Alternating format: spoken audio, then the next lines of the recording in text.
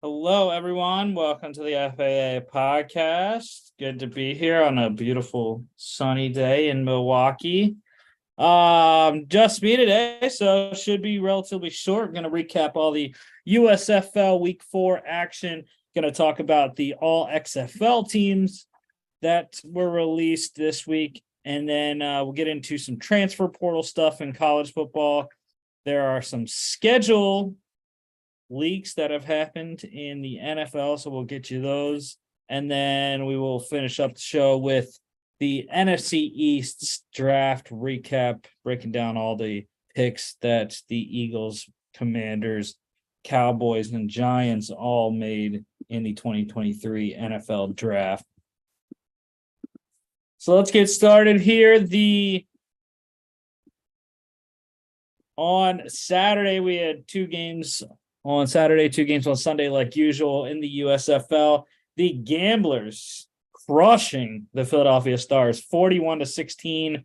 Kenji Bahar, this Gamblers offense really improved every single week so far, and that's why I had them in this one. 15 of 21, 71.4%, 230 yards, 2 touchdowns, 1 fumble. Case Cookus, Terry Wilson also playing for the Gamblers after Bahar got a little dinged up, didn't want to put him back in with a injury that was unnecessary as they were already up big. So Terry Wilson played most of the second half, 2 of 3 passing, 66.7%, 21 yards, 9 carries for 49 yards. His legs were the big part that he played in that Gamblers offense in the second half.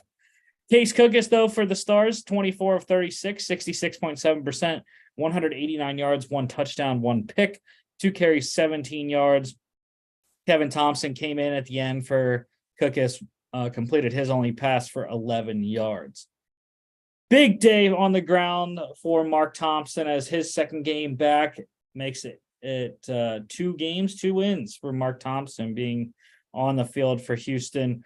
13 carries, 134 yards, 3 touchdowns, 1 catch for 8 yards. Makes me happy. He's on my USFL fantasy team.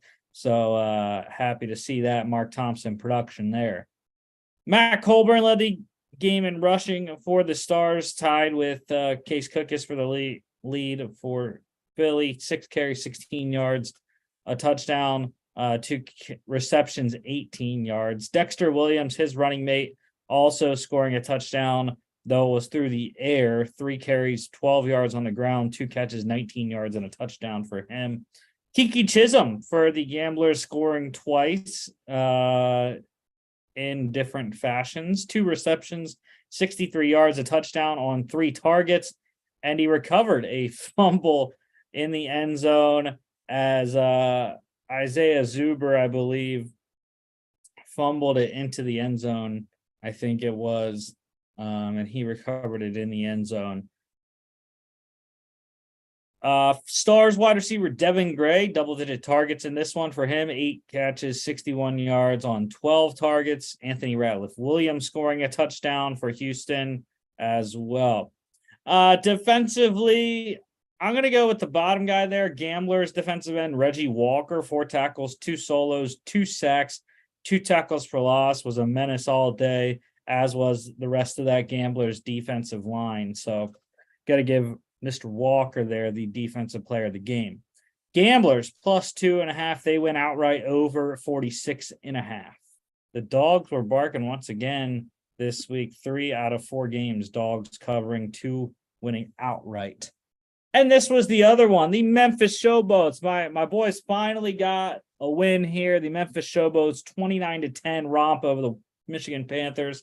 Cole Kelly was good, 15 of 26, 57.7%, 151 yards, 6 carries, 27 yards, 2 touchdown rushes for him. Michigan, once again, struggling with their quarterback situation. Josh Love started the game, 10 of 15, 66.7%, 58 yards, 1 touchdown, 1 pick, and a fumble. Carson Strong came into the game then, 9 of 12, 75%, 76 yards, and a pick. Josh Love came back into the game in the second half, though.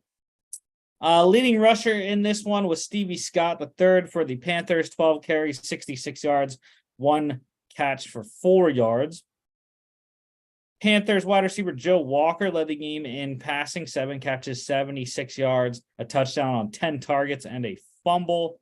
And defensively, it has to be Jeff McCulloch. I mean, what a monster game for him. 5 tackles, 4 solos, 1 sack, 1 tackle for loss, 2 pass deflections, 1 forced fumble, 1 fumble recovery, and he took that to the house for 34 yards. The Showboats defensive end was on one in this game, just killing the Michigan quarterbacks, whether it be Josh Lovell or Carson Strong, every play there. So great game, Jeff McCulloch. Showboats plus 6.5. They win outright. Todd Haley's crew back on the men, hopefully now after their first win, under 46.5 in this one. On Sunday, the Breakers stayed undefeated, beating the Generals 20-17 in a close one. McLeod Bethel Thompson continues to impress, 26 of 37, 70.3%, 279 yards a pick, 2 carries for 10 yards.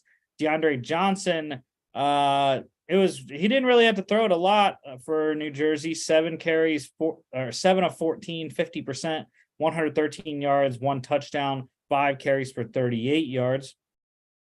And of course, West Hills continues to dominate everyone for New Orleans. 26 carries, 88 yards, 2 touchdowns, 7 receptions, 71 yards on 8 targets. So massive day for him, over 150 scrimmage yards for West Hills. Trey Williams scored a touchdown for the Generals on the ground. Breakers tight end Sage Surratt continues his great start to the season. 6 catches, 94 yards on 9 targets, leads the league in receptions and receiving yards, I believe. Cam Eccles-Looper scoring a touchdown for the Generals also.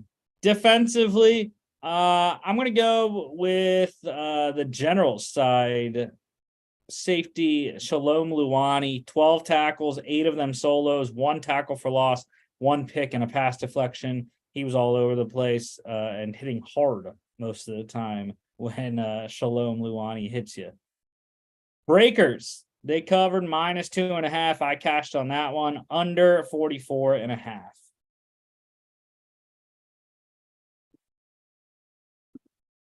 And the last game of the weekend, the Stallions improved to 3-1, bounce back game for them, 24-20 over the Maulers in a comeback effort. Troy Williams for Pittsburgh, pretty solid day, 21 of 33, 63.6%, 217 yards, 7 carries, 63 yards and touchdown. Key for him, no turnovers, just was not enough to get it done there. Alex Magoo for the Stallions, rough day, but made the most of it and came back and won the game, 17 of 29, 58.6%, 157 yards, 1 touchdown, 2 picks, 10 carries, 48 yards, and a touchdown on the ground as well. His running back, Zaquandre White, led the game in rushing, 10 carries, 41 yards, a fumble, outside of the 2 quarterbacks, I should say, and 1 catch for 11 yards. Stallions wide receiver Davion Davis led the game in receiving, 8 catches, 71 yards, a touchdown on 10 targets. Pittsburgh wide receiver Bailey Gaither also having 10 targets. He caught 6 for 69. Defensively, I'm going to go with Maulers corner Keith Gibson Jr., 4 tackles, 2 solos, 1 pick, and 2 pass deflections. This one was tough. Maulers plus 8.5. They covered easily. And of course, the over 43.5 by the hook. And who had the under but this guy? So that was a tough one to take. It eviscerated in a matter of seconds, matter of minutes, I should say, as Pittsburgh went down, took the 20-17 lead after like a 3-minute drive or 2-minute 50-second drive. And then of what happens on the ensuing kickoff, of course, Deion Kane, the wide receiver for Birmingham, 91 yards to the house. Second kick return touchdown in as many weeks. So good thing for Deion Kane, back-to-back kick return touchdowns, but not good for the underbetters. And then, of course, it ended up over by the hook. Start XFL news. We have the all XFL teams here. So your all XFL offense Defenders, quarterback Jordan Ta'amu. Defenders, running back Abram Smith. Roughnecks, wide receiver Deontay Burnett. Battlehawks, wide receiver Hakeem Butler. Defenders, wide receiver Lucky Jackson. Sea Dragons, wide receiver Ja'Cour Pearson. Guardians, tight end Cody Latimer. Battlehawks, tackle Jared Jones-Smith. Sea Dragons, tackle Colin Kelly. Defenders, guard Liam Fornadell. Battlehawks, guard Steven Gonzalez. Roughnecks, center Alex Millette. And Battlehawks, center Mike Panasuk.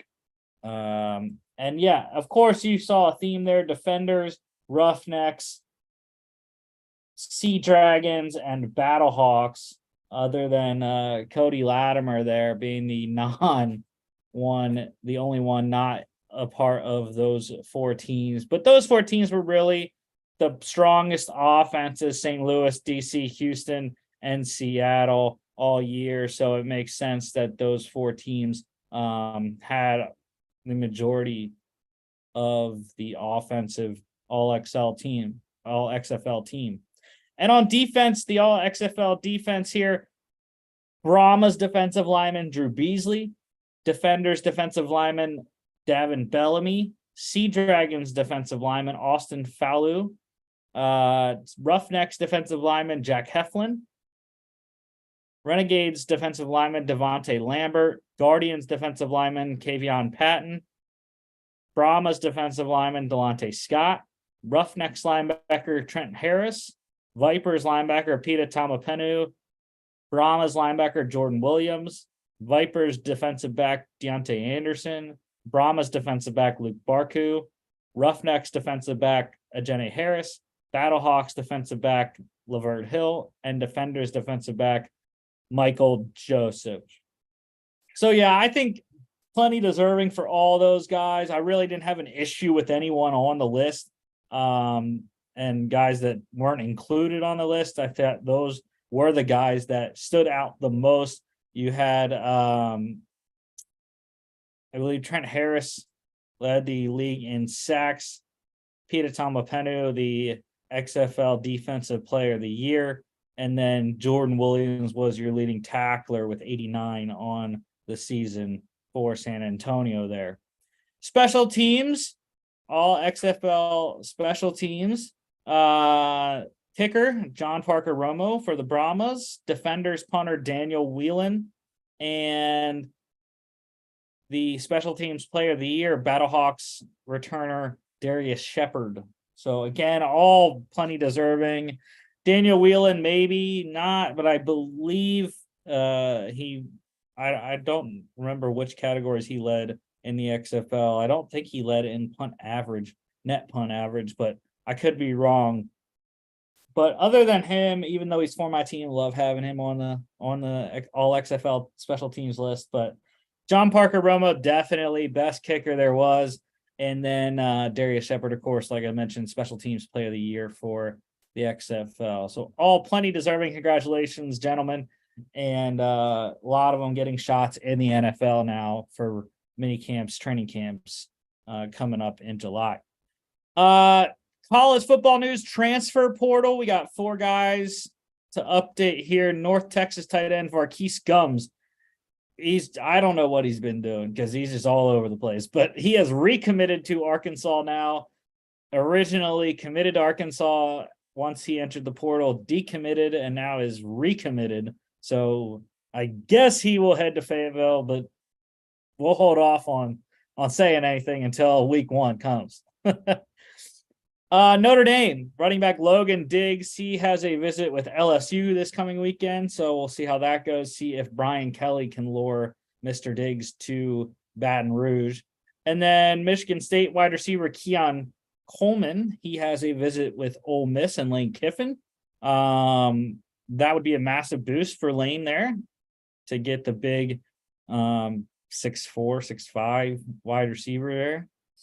And then Nebraska quarterback Casey Thompson, he has committed to FAU, reuniting with his old coach at Texas, Tom Herman. Yeah. So he will be in that offense that he knows at FAU. NFL news here. Just one note here. The Colts, they are asking the NFL to review a possible Commanders tampering with retired quarterback Andrew Luck. So apparently when they were doing their searching there for their next quarterback, they made attempts to learn whether Luck had any interest in returning to the NFL. And they did consider Luck among many other quarterbacks, but figured he would stay retired, so they didn't go any further with it. They are not believed to have spoken with Luck or his agent, which would be a direct violation. But as we've seen, there can be many other different types of violations with tampering and contacting players that are under contract. So we will see where that goes if the NFL investigates or not. The most recent one, as we know, the Dolphins got pounded with a first-round pick and a fourth-round pick, I think, for tampering with Tom Brady and Sean Payton. NFL scheduling news. The schedule comes out tomorrow night, but the NFL has been leaking games slowly, some special games that are on tap for this year. So we have the international schedule, the weeks 4, 5, 6, 9, and 10. So in week 4, the Falcons will play at the Jaguars. That will be in London. Week 5, the Jags will stay in London and play at the Bills. This will make the Jags the first team to play back-to-back games in London. And then the following week, week 6, the Ravens at the Titans in London as well. And then week 9, we get the Dolphins at the Chiefs. That is in Frankfurt, Germany. And the next week, week 10, the Colts at the Patriots, also in Frankfurt, Germany. The NFL also announced its first ever Black Friday game, the Friday following Thanksgiving. So the Dolphins will play at the Jets. That'll be 3 p.m. on Prime Video, Black Friday this year. Christmas Day, we have a game. It's the Giants at the Eagles, 4:30 p.m. on Fox. I am excited about that. Love having football on Christmas to watch. And then New Year's Eve, we have football this year as well. The Bengals at the Chiefs, 4:25 p.m. on CBS. That's week 17. Could be vying for that number 1 overall seed in the AFC, those two teams. That's a massive showdown late in the year there. And again, don't forget to watch the NFL schedule release tomorrow night, 8 p.m. Eastern on NFL Network. I'm sure it's on a couple other networks as well, but I know it's on NFL Network. So minicamp invites for XFL players here. The Saints getting Roughnecks offensive tackle Sage Doxtator, Sea Dragons quarterback Harrison Frost, and Roughnecks defensive tackle Jack Heflin. Heflin's going to be a massive get for them. I think he's going to stick with the amount of defensive tackle help that they need. Jets, they brought in Battlehawks running back Mateo Durant, possibly a third down back there with Breece Hall. Giants getting Roughnecks wide receiver Jontre Kirkland. He would also be a massive. I think he's going to stick as well, even with the guys that they brought in. But I think Jontre Kirkland will be a fantastic addition for New York and could stick once he's healthy. The Ravens bring in Battlehawks long snapper Alex Matheson. So see if he can stick in Baltimore. Bills getting a whole host of guys. Sea Dragons safety Antoine Brooks Jr., Battlehawks offensive lineman Eric Magwood, Battlehawks safety Nate Meters, and Guardians quarterback Quentin Dormady. Antoine Brooks Jr., I think, is a guy that should stick in Buffalo. They need some safety help, as well as Eric Magwood could, depending on what happens at O-line. Falcons also bringing in a bunch of guys. Brahma's defensive tackle Matthew Gattel, Sea Dragons offensive lineman Michael Manette, and Sea Dragons wide receiver Ja'Cour Pearson. Pearson's going to have an uphill battle there with the Atlanta receiving core. But I mean, he's played a fantastic season for Seattle, so wouldn't be surprised if he does make that Atlanta Falcons roster. 49ers brought in Sea Dragons quarterback Steven Montez, looking for a camp arm there. Panthers bring in Brahma's offensive lineman Derek Kelly and Battlehawks wide receiver Austin Prohl. Would love to see Austin Prohl make the roster for Carolina. Great slot option that can learn behind Adam Thielen. The Eagles brought in Battlehawks wide receiver Austin Prohl as well. Again, I like Austin Prohl. So, but I think Carolina's a better fit for him. Commanders, they brought in Guardians running back Devin Darrington and Battlehawks linebacker Lakeem Williams. Williams, I think, more likely to stick there than Darrington, but we shall see. Titans bringing in Sea Dragons defensive back Elijah Griffin. DB is one of the areas of need for Tennessee, so Griffin getting a shot there with Mike Vrabel's crew. Jags brought in Battlehawks linebacker Elorm Lumore. They needed some pass rush help, so Lumore can help there. Colts also bringing in Sea Dragons wide receiver Ja'Cour Pearson. That would be a big boost for them. And Gardner Minshew, Anthony Richardson combination. I think Ja'Cour Pearson would be big boost in Indianapolis, a lot more than he would in Atlanta. The Browns bringing in Roughnecks linebacker DeAndre Johnson, again, trying to get some help on that pass rush for Myles Garrett. Dolphins, they brought in Battlehawks linebacker Mike Rose and Sea Dragons safety Bryce Thompson. Again, safety is one of their areas that they always seem to need. And Mike Rose at linebacker, I would like to see there in Miami. The Steelers, they released corner Arthur Maulet today. He asked for his release and they granted it. So Maulet out there, experienced corner. Not sure why he wanted out. Maybe it was all the influx with Joey Porter Jr., Corey Trice, and Patrick Peterson, the additions this offseason. But Maulet no longer in Pittsburgh. Couple of re-signings. The Broncos, they re-signed safety Kareem Jackson to a one-year deal. Former first-round pick in 2010 of the Texans, sticking in Denver for one more year as he gets closer to retirement, I would think. And then the Panthers, they re-signed offensive lineman Cam Irving to a one-year deal, versatile interior offensive lineman, play all three spots there. Has played tackle in the past before if he has to, but definitely better on the interior, and happy to have him back protecting Bryce Young this year. And then we had a couple signings. The Saints, how about they signed Raiders tight end Foster Moreau to a 3-year, $12 million deal, $8 million fully guaranteed. Great story for Foster Moreau, good deal, but also diagnosed with Hodgkin's lymphoma after a routine physical with New Orleans, as he was going to sign there originally. They found that. He's going through treatment.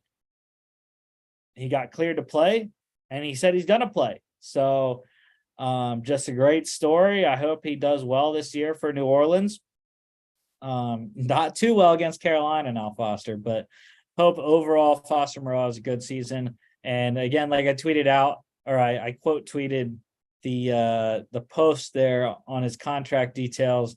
He's built like our guy Troy Hermo, built strong, and gonna fight cancer while still playing football there. And then the Falcons, they signed Bengals corner Trey Flowers to a one-year deal. Corner, not as much of an area of need as after what they did in the draft and free agency. They traded for Jeff Okudah as well from Detroit. So, but a good veteran option there to have in the back end.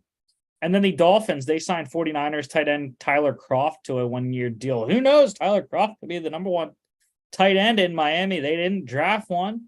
And, they really don't have a big playmaker there at the tight end position for Mike McDaniel's squad. So Tyler Kroft, maybe TE1 for the Dolphins. Okay, let's get to our NFC East draft recap here. The Eagles in the first round, they went with Jalen Carter, number 9 overall.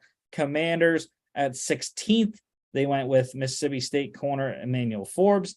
Giants at 24, they traded up one spot.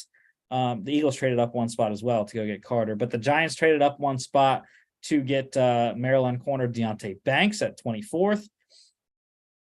Cowboys at number 26 overall, they got Michigan defensive tackle Mozzie Smith. And then the Eagles bookending the division draft class here, getting Georgia edge rusher Nolan Smith at 30th overall. So starting with the Eagles, again, Jalen Carter, Nolan Smith in the first round, 9th and 30th overall, both from Georgia there. Didn't have a second round pick because they traded back. But in the third round, they had 2 picks. Offensive lineman Tyler Steen from Alabama, number 65, and safety Sidney Brown, Illinois, at 66. Fourth round, they traded up to get corner Keely Ringo out of Georgia, number 105.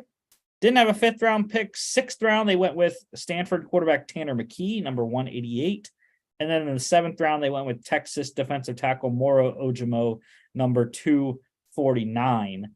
So the Eagles draft class, loved it.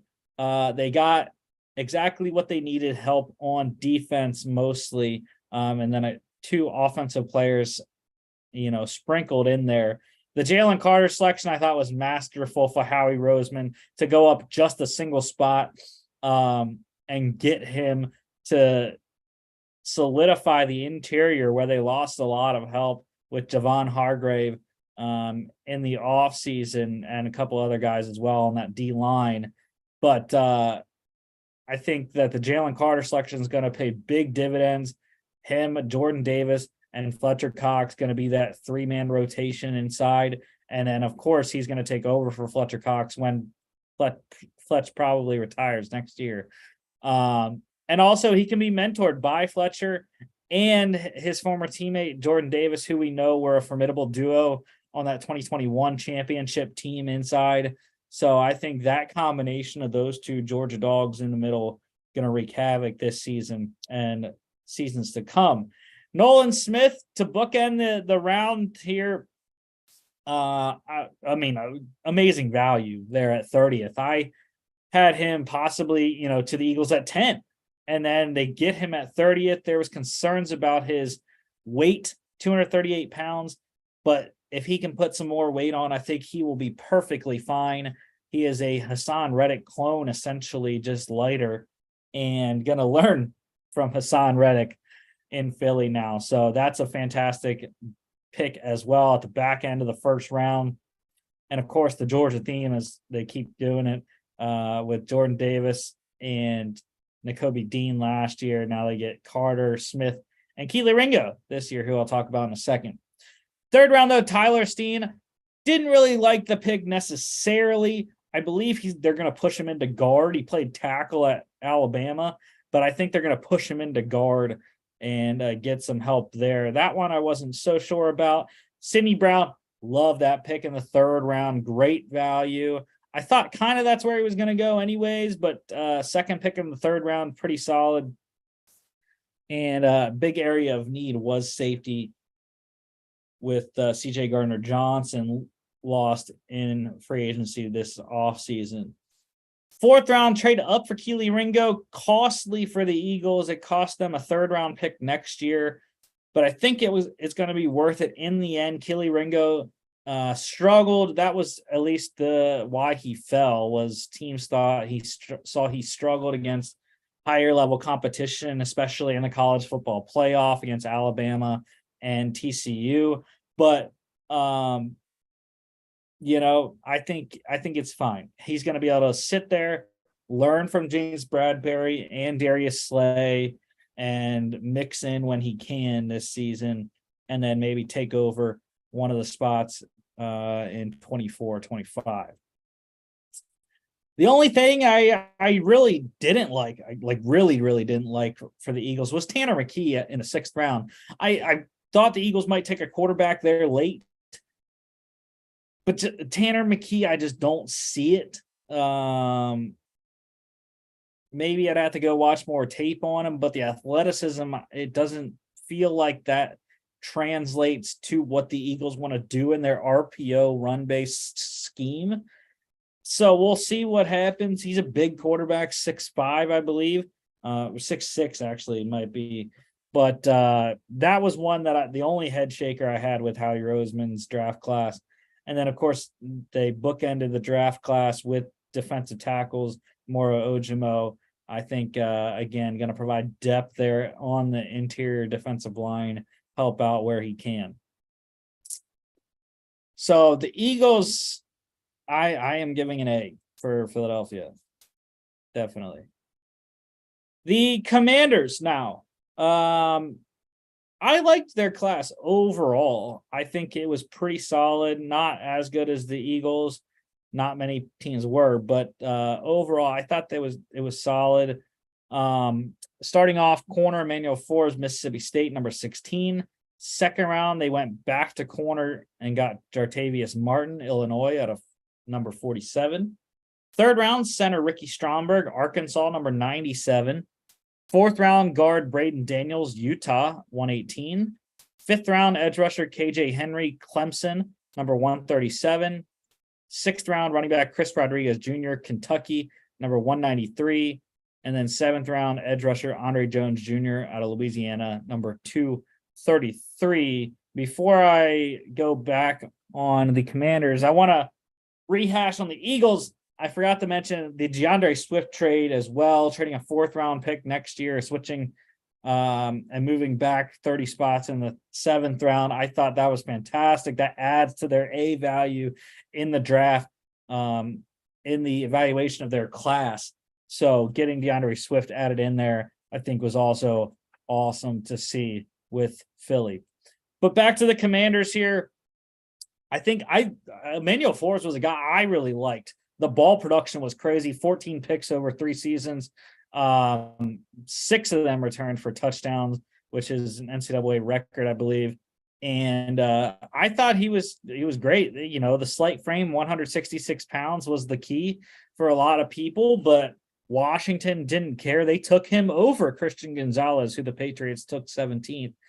So, you know, I think it's going to be good. If he can add weight, he can. You know, if he doesn't, he wasn't, you know, shy of tackling and on the film. So I don't think it'll be a big issue, but he does have some big wide receiver, or at least one big wide receiver in the division. He's got to tackle AJ Brown. So we'll see about that. But yeah, I liked the pick overall, I think, for Emmanuel Forbes. Jartavius Martin, again, another great corner. They needed some help at nickel, I think, and opposite of Kendall Fuller there in Washington. So they got Emmanuel Forbes to go outside.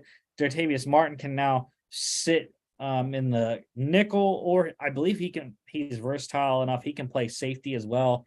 So nice versatility guy there.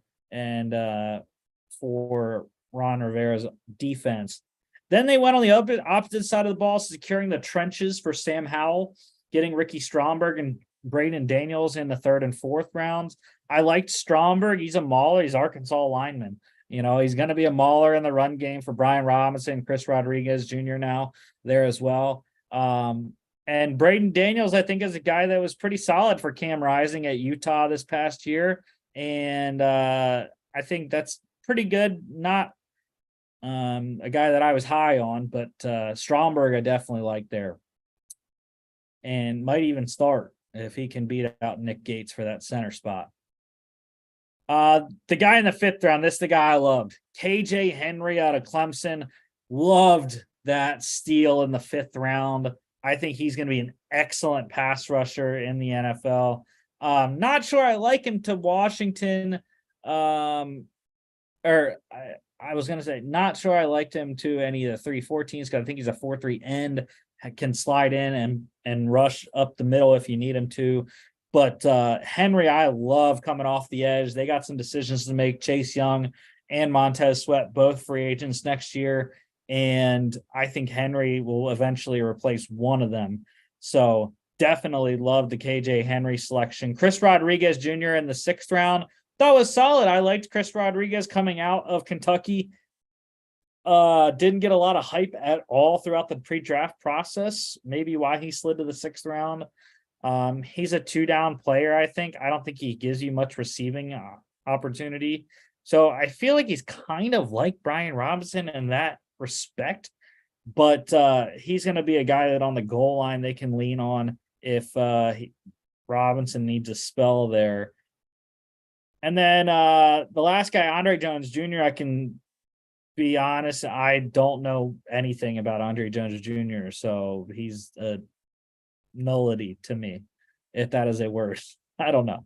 But Washington, I think their overall grade for their draft class, I am going to give them a solid B. I think the Emmanuel Force picked Stromberg and KJ Henry.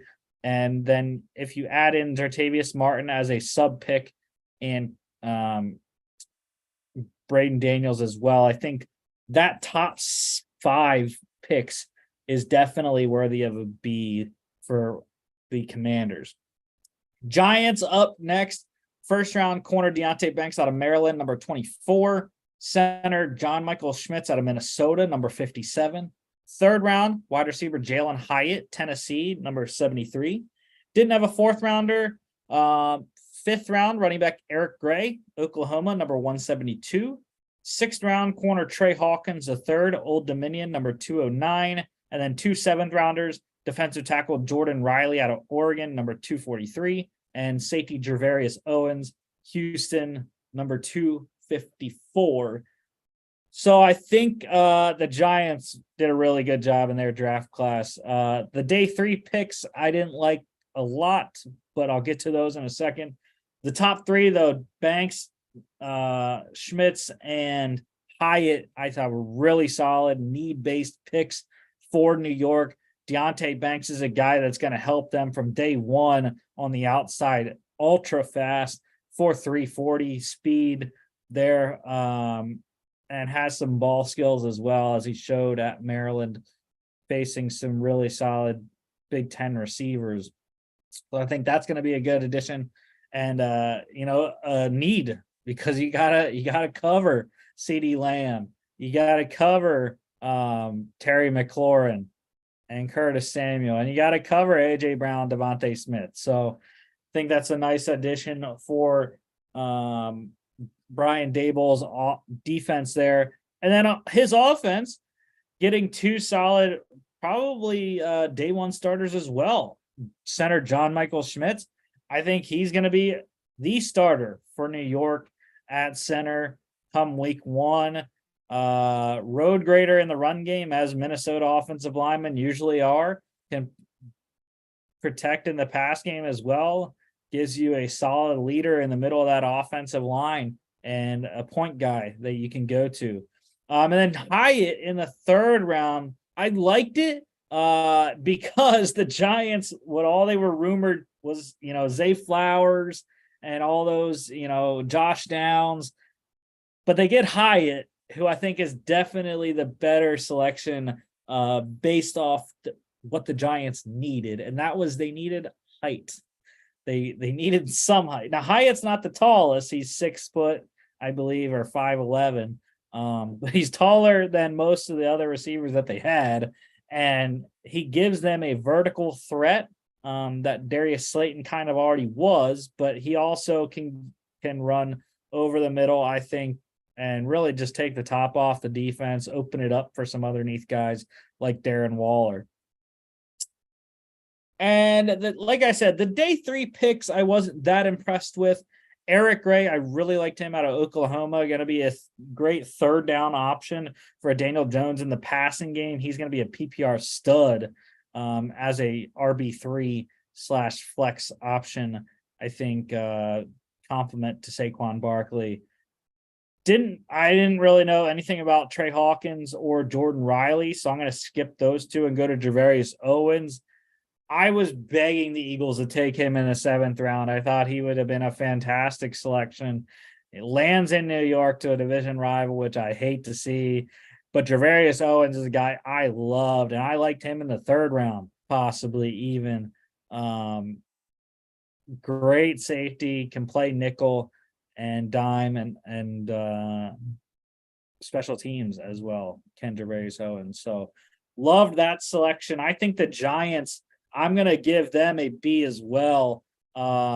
Because of their first three, and then Jarius Owens there. Eric Gray probably a sub pick for me in that scenario. So I'm going to give the Giants a B, just like the Commanders. And then the Cowboys, here the last team. I think overall it was pretty solid. The day 3 picks kind of caught me off guard though a little bit. First round, defensive tackle Mozzie Smith out of Michigan, number 26. Second round, they went back to Jim Harbaugh's crew. Tight end Luke Schoonmaker out of Michigan, number 58. Third round, linebacker DeMarvion Overshown, Texas, number 90. Fourth round, they went edge rusher Viliami Fehoko Jr., San Jose State, number 129. Fifth round, offensive tackle Asim Richards out of North Carolina, number 169. 2 6th-round selections, corner Eric Scott Jr. out of Southern Miss, number 178, and running back Deuce Vaughn, Kansas State, out of number 212. And then 7th-round wide receiver Jalen Brooks, South Carolina, number 244. So, yeah, I think the Cowboys definitely the worst draft class out of the division. Again, is kind of the same thing, though. The first 3 picks I thought were pretty good. Mozzie Smith was a guy that maybe people didn't see the Cowboys going. Maybe they thought tight end in the first round for Dallas, but the Bills jumped them to get Dalton Kincaid. So they pivoted. They were thinking about Mozzie Smith or Syracuse offensive tackle Matt Bergeron. They went with Smith. I think it's a solid selection, though, based off they needed some interior help on that defensive line for Dan Quinn. And needed really some interior pass rush as well. Mozzie Smith, the guy not totally disruptive in the pass rush game, but will give you a big run stuffer, which is what you need in that division with kind of some of the guys I already mentioned, Brian Robinson in Washington, Saquon Barkley in New York, and, Jalen Hurts, DeAndre Swift, and Rashad Penny now in Philly as well. So I think that was a solid selection based off the division. And then Luke Schoonmaker was a big area of need. They had some other guys, Jake Ferguson out of Wisconsin, 4th-round pick 2 years ago. And then they also had, I believe, former Michigan tight end Sean McCune on the roster as well. So they had some guys, but I think Schoonmaker gives them a more vertical threat and more inline kind of guy. Jake Ferguson is more of a move tight end, I think. So I think Schoonmaker is going to give them a traditional Y type that isn't the fastest, isn't the greatest, but a solid option that Dak Prescott can rely on in the middle of the field. The guy I really love for the Cowboys draft is their 3rd-round pick, linebacker DeMarvion Overshown. Do I like the fit necessarily?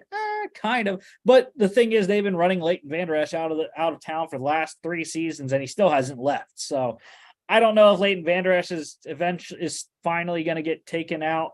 But DeMarvion Overshown was a guy run and hit sideline to sideline linebacker at Texas. I don't think he ran as well as he wanted to, but which maybe is why he dropped to the 3rd round. But I think he's a great player, and I think Dallas is going to absolutely love him. It's going to free up Micah Parsons to rush the passer more as well. So it gives them that versatility with the personnel to mix and match there. So I think Overshown is going to be a star in Dallas, unfortunately, as I don't like the Cowboys. But Overshown is probably the best pick, I think, out of the Cowboys draft.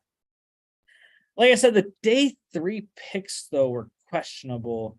Now, I understand the positions that they drafted, right? It's just the players I didn't really like necessarily. Viliami Fehoko was a guy I kind of liked. More in a 3-4 defense. The Cowboys run a 4-3 under Dan Quinn.